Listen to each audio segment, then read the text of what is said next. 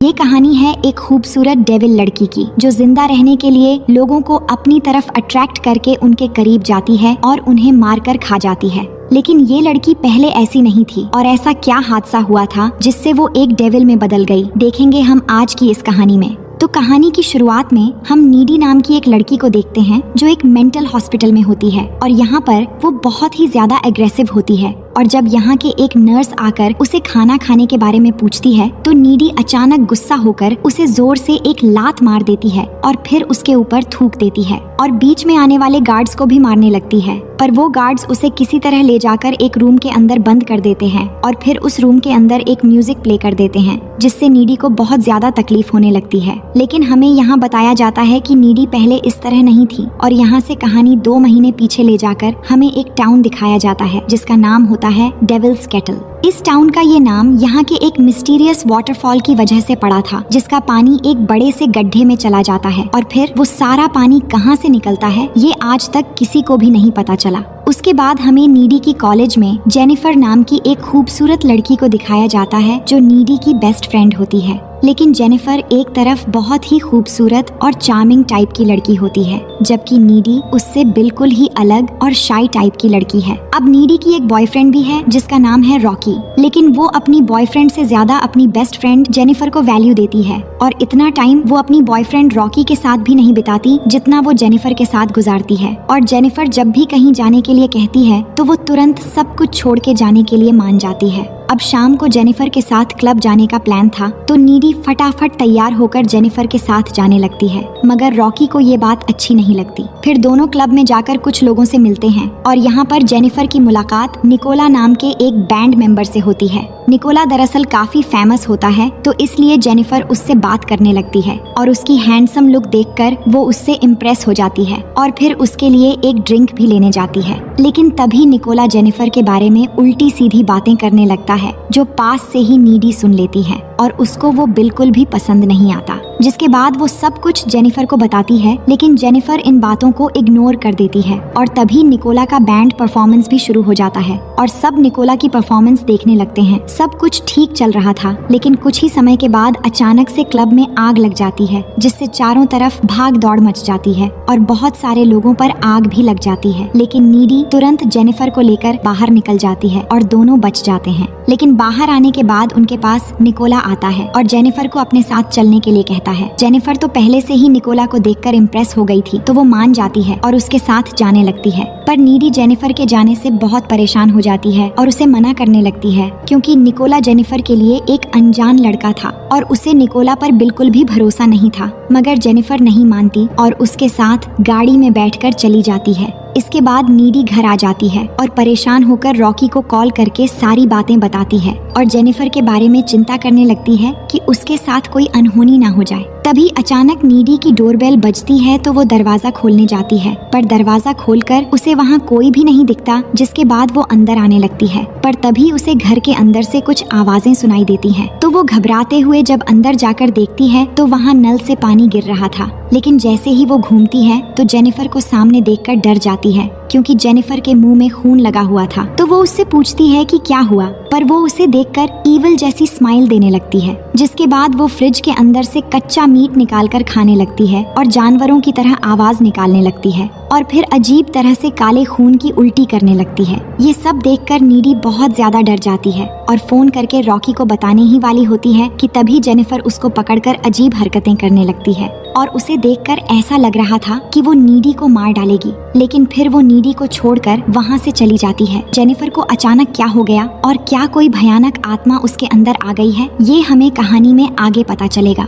फिर अगली सुबह नीडी कॉलेज में बैठकर पिछली रात के बारे में सोच रही होती हैं। तभी वहाँ पर जेनिफर आती है जो पूरी तरह से नॉर्मल थी। ये देखकर नीडी शॉक हो जाती है और जेनिफर से बीती रात के बारे में पूछ पाती इससे पहले प्रोफेसर क्लास में आ जाते हैं और पिछली रात क्लब में जलकर मारे गए लोगों के बारे में बात करने लगते हैं। पर जेनिफर ये सब कुछ सुनते हुए हंसने लगती है और नीडी को ये बहुत अजीब लगता है। वहीं प्रोफेसर की बातें सुनकर जोनस नाम का एक लड़का जो फुटबॉल टीम का एक कैप्टन है वो रोने लगता है क्योंकि कल रात के आग में इसका एक दोस्त भी जलकर मर गया था। फिर क्लास के बाद नीडी रॉकी से मिलकर बीती रात के बारे में कहने लगती है कि रात को जेनिफर उसके घर में आकर अजीब तरह का हरकतें कर रही थी। वही हम देखते हैं कि स्कूल के फुटबॉल टीम का कैप्टन जोनस ग्राउंड में खड़ा होकर अपने दोस्त के मौत से बहुत ही ज्यादा दुखी था। तभी जेनिफर उसके पास आती है और उसके दोस्त के लिए सिंपैथी देने लगती है और उसको बातों बातों में बहला फुसलाकर जंगल में ले जाती हैं। फिर जंगल में जाने के बाद दोनों किस करने लगते हैं और यहाँ जंगल के बहुत सारे जानवर आकर उन्हें देखने लगते हैं, जिससे जोनस को थोड़ा अजीब लगने लगता है। पर ये सब इग्नोर करते हुए जेनिफर अपने कपड़े उतारकर उसे और करीब लाने की कोशिश करती है, लेकिन उसके बाद अचानक वो जोनस को धक्का दे देती है और देखते ही देखते वो ईविल के रूप में आकर जोनस पर हमला कर देती है। वहीं प्रोफेसर ग्राउंड में ही थे और वो जोनस की चीख सुनकर वहाँ पर जाते हैं और जाते ही वो देखते हैं कि जोनस को किसी ने बहुत ही बेरहमी से मार दिया है, जिसके बाद वो जल्दी से पुलिस को इन्फॉर्म करते हैं। पुलिस आकर इन्वेस्टिगेशन शुरू कर देती है। जोनस की मॉम भी वहाँ आ गई थी और अपने बेटे की ऐसी भयानक मौत देखकर वो रोने लगती है। वहीं पास के ही एक तालाब में जेनिफर को हम देखते हैं कि वो जोनस को मारकर बड़े ही आराम से वहाँ पर नहा रही थी और फिर अपने कपड़े पहनकर वहाँ से चली जाती है। फिर रात के समय नीडी और जेनिफर फोन पर बात करने लगते हैं, जहाँ नीडी टाउन में हो रही चीजों से बहुत परेशान थी, लेकिन जेनिफर को इन सब से कोई भी फर्क नहीं पड़ता। तभी जेनिफर अपनी जीभ को लाइटर से जलाने लगती है और वहीं हम देखते हैं कि उसको आग से कुछ भी नहीं होता और वो नीडी से कहती है, मैं गॉड बन गई हूँ। तभी रॉकी नीडी को कॉल करके मिलने के लिए बुलाता है, जहाँ वो नीडी को बताता है कि आज जोनस को किसी ने बहुत बेरहमी से मार दिया है।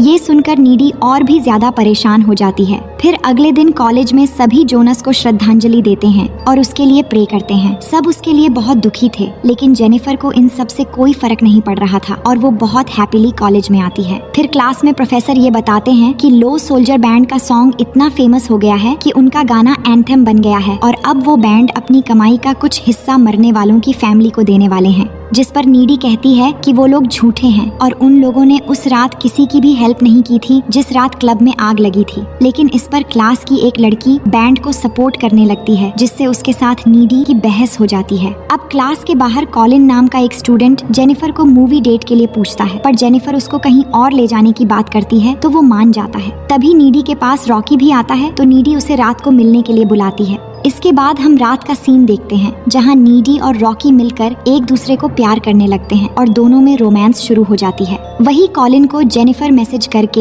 एक अंडर कंस्ट्रक्शन घर में बुलाती है, तो वो भी गाड़ी लेकर उस जगह पर पहुंच जाता है। लेकिन वहां पहुंचकर वो देखता है कि ये जगह बिल्कुल सुनसान है और उस घर का दरवाजा भी बंद है। तो वो खिड़की से अंदर चला जाता है और जेनिफर को ढूंढने लगता है, जहाँ जेनिफर ने बहुत सारे कैंडल्स सजा कर रखा था। जिसके बाद जेनिफर उसके सामने आती है और बातें करते हुए धीरे धीरे उसके करीब होने लगती है। लेकिन इस दौरान कॉलिन नोटिस करता है कि जेनिफर की आंखों के कलर चेंज हो गए हैं, जिससे वो घबरा जाता है और तभी जेनिफर उसे पकड़कर उसका हाथ तोड़ देती है और फिर ईविल के रूप में आकर कॉलिन को जिंदा खाने लगती है और उसे पूरी तरह से मारकर उसके शरीर से खून पीने लगती है। वहीं दूसरी तरफ हम नीडी को देखते हैं, जो अपने बॉयफ्रेंड के साथ रोमांस में बिजी थी। लेकिन इसी दौरान उसको जेनिफर और जोनस दिखाई देने लगते हैं, जिससे वो बहुत ज्यादा डर जाती है और तुरंत वहाँ से उठकर अपनी कार लेकर घर की ओर जाने लगती है। लेकिन कुछ दूर आगे जाते ही रास्ते में अचानक उसे जेनिफर दिखाई देती है, तो वो डर के मारे कार रोक लेती है और तभी फिर से जेनिफर आकर उसे डराने लगती है। जिसके बाद नीडी डरी हुई हालत में जल्दी से अपने घर आ जाती है और घर आकर रोने लगती है। फिर किसी तरह खुद को शांत करके जैसे ही अपने रूम में सोने जाती है, तभी वो देखती है कि जेनिफर पहले से ही उसके बेड पर है, जिससे वो बहुत ज्यादा डर जाती है। पर जेनिफर उसे किसी तरह शांत करती है। जिसके बाद नीडी उससे पूछती है कि आखिर तुम ये सब क्या कर रही हो? तुम बार बार ऐसी भयानक हालत में मेरे सामने क्यों आती हो? आखिर ये सब क्या चल रहा है? जिसके बाद जेनिफर उस रात के बारे में नीडी को बताती है जिस रात क्लब में आग लगी थी और हमें दिखाया जाता है कि उस रात निकोला जेनिफर को अपने साथ ले जाने लगता है और गाड़ी में निकोला के सारे बैंड मेंबर्स भी थे, जिनको देखकर जेनिफर डर जाती है और निकोला से पूछती है, तुम लोग कहाँ जा रहे हो? जिस पर निकोला कुछ खास जवाब नहीं देता और सीधा जाकर उस डेविल्स केटल वाटरफॉल के पास गाड़ी रोकता है और फिर वो सब मिलकर जेनिफर को पकड़कर उस वाटरफॉल के बिल्कुल नजदीक ले जाते हैं और उसके हाथ पैर बांध देते हैं। जेनिफर बहुत ज्यादा डरने लगती है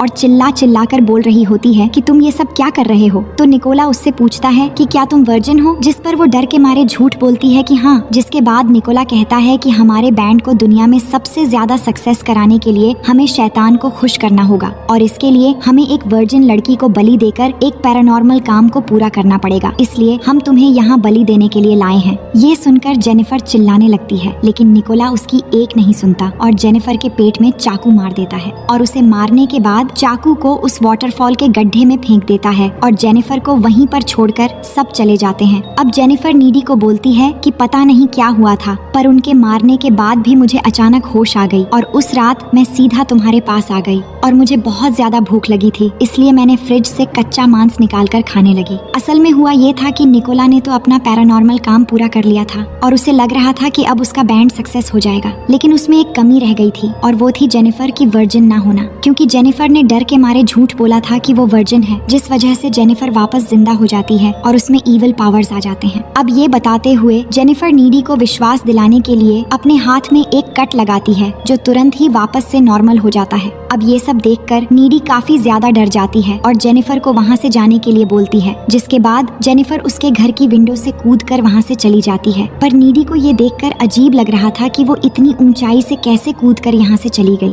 फिर अगले दिन नीडी जेनिफर के साथ जो कुछ हो रहा है उसके बारे में पता लगाने लाइब्रेरी जाती है और वहाँ पर कुछ बुक्स पढ़ने के बाद नीडी को ये पता चलता है कि निकोला ने जेनिफर को वर्जिन समझकर उसकी बलि दे दी थी, पर उसके वर्जिन न होने से उल्टा ईविल ने जेनिफर के बॉडी में कब्जा कर लिया और उसके अंदर ईविल की पावर्स आ गई। और उसे ये भी पता चलता है कि अगर जेनिफर को जिंदा रहना है तो उसे इंसानों को मारकर खाते रहना होगा और जेनिफर को मारने का बस एक ही तरीका है, उसके दिल पर वार करना। लेकिन अब नीडी को ये डर लगने लगता है कि कहीं जेनिफर उसके बॉयफ्रेंड रॉकी को भी न मार डाले, इसलिए नीडी रॉकी के पास जाती है और उससे ब्रेकअप कर लेती है। साथ ही उसे वो बुक दिखाकर सब कुछ बताती है कि जेनिफर अब एक डेविल बन चुकी है, लेकिन इस बात पर रॉकी विश्वास ही नहीं करता और वहाँ से चला जाता है। अब उसी रात कॉलेज में एक डांस पार्टी होने वाली थी, तो सभी स्टूडेंट उस पार्टी में जाने के लिए तैयार हो रहे होते हैं और रॉकी सोच रहा था कि आज रात वो नीडी को फिर से मना लेगा। वहीं नीडी भी तैयार होकर सबसे पहले उस पार्टी में पहुंच जाती है और वहाँ पार्टी भी शुरू हो चुकी थी, लेकिन वो मन ही मन रॉकी का इंतजार कर रही थी कि रॉकी आकर शायद उसे फिर से मना लेगा। दूसरी तरफ रॉकी पैदल ही अपने घर से पार्टी में आ रहा होता है, लेकिन तभी रास्ते में उसे जेनिफर मिलती है जो नीडी के बारे में उससे बात करने लगती है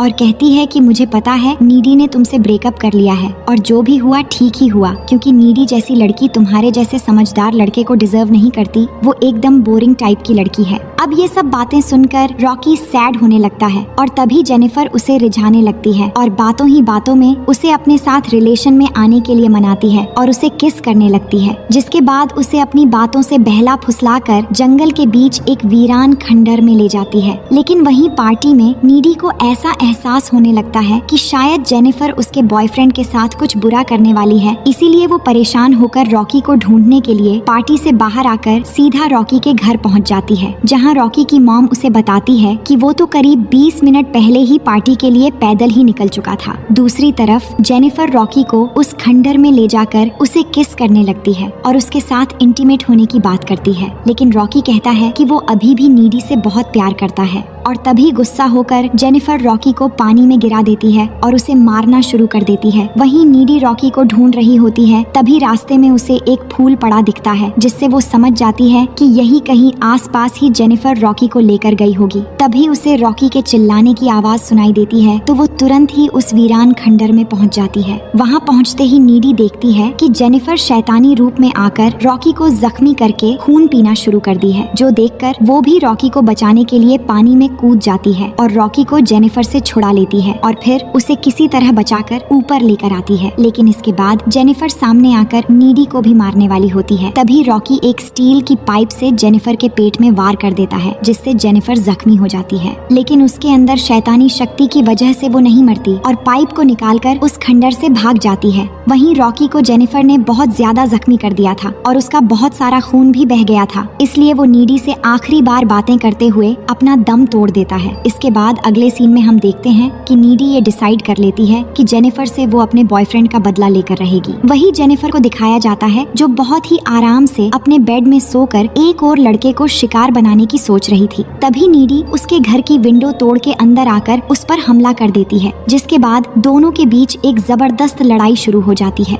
लेकिन इस दौरान जेनिफर नीडी के कंधे पर काट लेती है, जिसके बाद नीडी एक कटर नाइफ से जेनिफर के दिल पर वार कर देती है, जिससे वहीं पर उसकी मौत हो जाती है। इसी बीच जेनिफर की मॉम वहाँ पर आ जाती है और नीडी को जेनिफर को मारते हुए देख लेती है, जिसके बाद जेनिफर के खून के इल्जाम में नीडी को एक मेंटल हॉस्पिटल में भेज दिया जाता है। अब यहाँ से कहानी वापस प्रेजेंट में आती है और हम देखते हैं कि लड़ाई के दौरान जब जेनिफर ने नीडी के कंधे पर काटा था, तभी से नीडी के अंदर भी वो सारी शैतानी शक्तियाँ धीरे धीरे आ गई थी, जिसके बाद नीडी अपनी शक्ति से ऊपर हवा में उठकर उस जेल की विंडो तोड़कर बाहर आ जाती है और वहाँ से सीधा उस झरने के पास पहुँचती है जहाँ पर जेनिफर की बलि दी गई थी, और वहाँ उसे वो चाकू भी मिल जाती है जिससे निकोला ने जेनिफर को मारा था। जिसके बाद नीडी वहाँ से लिफ्ट लेकर अपने घर पहुँच जाती है। अब कहानी के आखिरी सीन में हम देखते हैं कि निकोला और उसका बैंड बहुत फेमस हो गया है, पर कुछ दिनों के अंदर उसके बैंड के सभी लोग मारे जाते हैं और तभी हमें सीसीटीवी फुटेज से पता चलता है कि नीडी ने ही जेनिफर का बदला लेने के लिए उन सबको एक एक करके मार डाला है। और इसी के साथ ये कहानी यहीं पर खत्म हो जाती है। उम्मीद है कि ये कहानी आपको पसंद आएगी। मिलते हैं आपसे एक और मजेदार कहानी के साथ।